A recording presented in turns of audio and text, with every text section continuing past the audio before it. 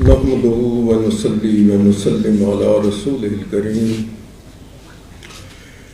اعوذ باللہ من الشیطان الرجیم. بسم اللہ الرحمن الرحیم. اسٹیج پہ تشریف فرما نہایت ہی محترم اسکالرز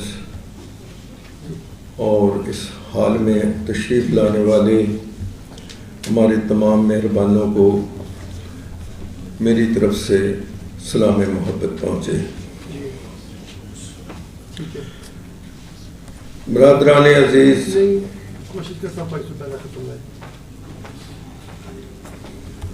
ڈاکٹر عبدالقدیر خان صاحب کی شخصیت شاید ہمارے خراج تحسین سے بھی بہت بالا ہے، اور ہم یہ جو تقریب منعقد کیے ہوئے ہیں دراصل اپنی ان کے ساتھ محبت اور نیاز مندی کا اظہار کر رہے ہیں. ڈاکٹر صاحب سے جو چند ایک ملاقاتیں نصیب ہوئیں ان سے ایک ہی تاثر ملا کہ ڈاکٹر صاحب سراپا خلوص ہیں، سراپا ایثار شخصیت ہیں. ان کا علم و فکر کا جو مقام ہے وہ تو بہت اونچا ہے، لیکن وہ ہمارے جیسے عام یعنی قدردانوں کے ساتھ اس طرح گھل مل کر بات کرتے تھے، گائیڈ کرتے تھے کہ ایسا بہت کم کسی کو دیکھا ہے. وہ ہماری پوری نسل کے لیے اور آنے والی نسلوں کے لیے، جیسا کہ قبلہ شاہ صاحب نے فرمایا، کہ ایک رول ماڈل کی حیثیت رکھتی ہے. اور ہم نے مصطفی تحریک میں مصطفی فاؤنڈیشن کے تمام کوئی 85-90 اسکولوں میں اور المصطفی ویلفیئر سوسائٹی پاکستان کے تمام مرکزوں میں یہ بات اجاگر کرنے کی کوشش کی ہے کہ ہمارے ساتھ وابستہ لوگ جو ہیں وہ ڈاکٹر صاحب کو فالو کریں، علم کی قدر کریں، ریسرچ کے لیے اپنے آپ کو آمادہ کریں، کیونکہ اگر وہ خود ایک ریسرچ کے ذریعے بڑے سائنسدان نہ بنے ہوتے تو ہماری وہ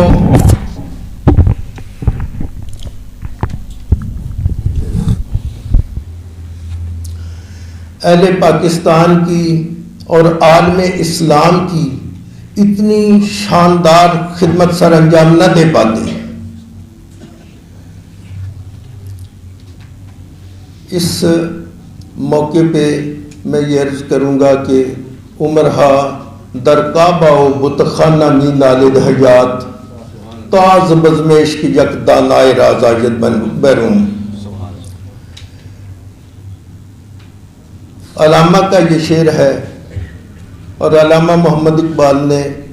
اردو میں بھی اسی سے ملتا ہوا شعر جو زیادہ عوامی طور پہ پڑھا سمجھا جاتا ہے کہ ہزاروں سال نرگس اپنی بے نوری پہ روتی ہے، بڑی مشکل سے ہوتا ہے چمن میں دیدہ ور پیدا. ڈاکٹر صاحب مرحوم و مغفور ایسی ہی ایک باکمال شخصیت ہمارے اندر اللہ تعالیٰ نے پیدا فرمائی کہ ہم اللہ تعالیٰ کا جتنا بھی شکر کریں وہ کم ہے، اور ہم اس شخصیت کا جتنا بھی ذکر کریں اتنا وہ بھی کم ہے. اللہ کرے کہ ان کے اوصاف حمیدہ ہمارے نوجوان جو ہیں وہ اپنائیں اور اس ملک کو گل و گلزار بنائیں. زیادہ تر لوگ یہ کہتے، آپ نے بھی سنے ہوں گے، کلیجہ کانپ جاتا ہے، دکھ ہوتا ہے سن کے، ہمیں اس ملک میں کیا ملا ہے، ہمیں اس ملک میں کیا ملا ہے. افسوس ہوتا ہے کہ دیکھیں اگر ہم 22 کروڑ لوگ ادھر ہیں تو تقریباً 20-22 کروڑ آج بھی انڈیا میں مسلمان ہیں. ان کی دن اور رات جیسی خوف میں اور کسی حد تک ذلت آمیز رویوں کے اندر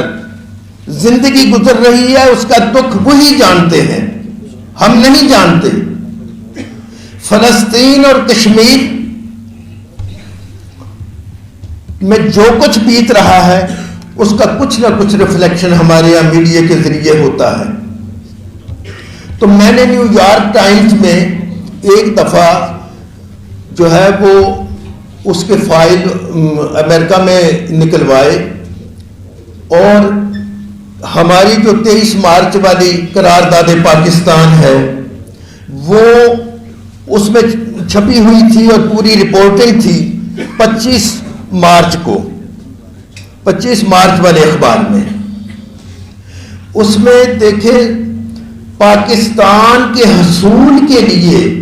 پہلے دن جو قرارداد پیش کی گئی، عین اسی وقت ایک قرارداد جو ہے وہ فلسطین کی آزادی اور انڈیپینڈنس کے لیے پیش کی گئی۔ شومیہ قسمت کہ فلسطین کے ہمارے بھائی جو ہیں وہ دن بدن غلامی کی دلدل میں دھکیل دیے گئے، اور ہم وہ خوش نصیب ہیں جنہیں اللہ تعالیٰ نے پلیٹ میں رکھ کے جو ہے نا وہ آزادی عطا فرما دی، ایک ملک عطا فرما دیا۔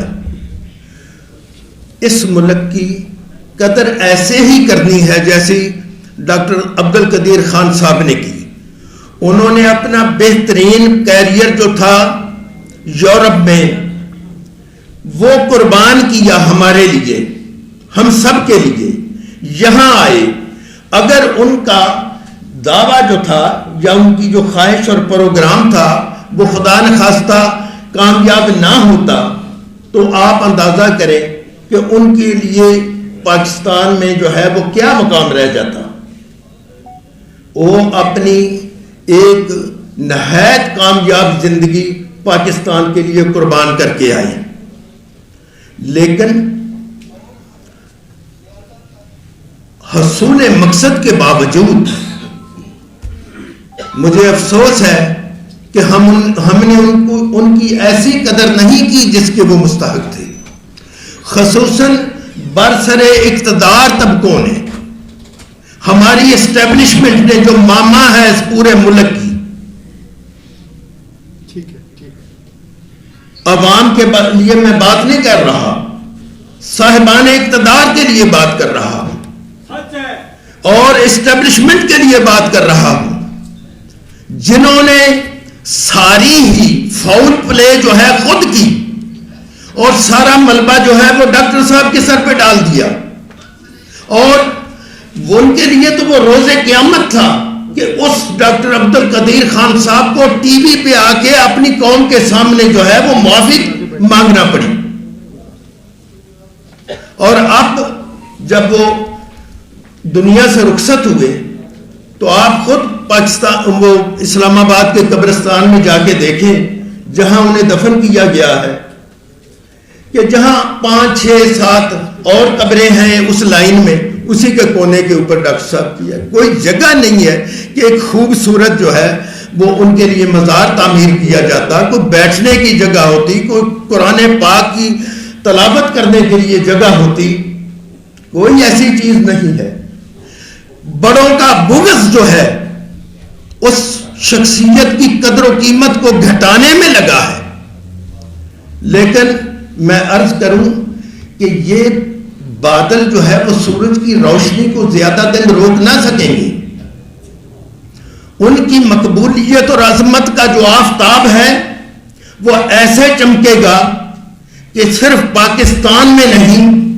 پورے عالم اسلام میں ان کے لیے تقریبات ہوں گی، ان کا ذکر خیر ہوگا، ان کے اصالے ثواب کے لیے جو ہے وہ محفل منعقد ہوں گی، اور وہ جس عظمت کے مستحق ہیں، جس قدردانی کے مستحق ہیں، جس ثنا خوانی کے مستحق ہیں، وہ عالم اسلام کے اندر مختلف جگہوں پہ ہمیشہ پیش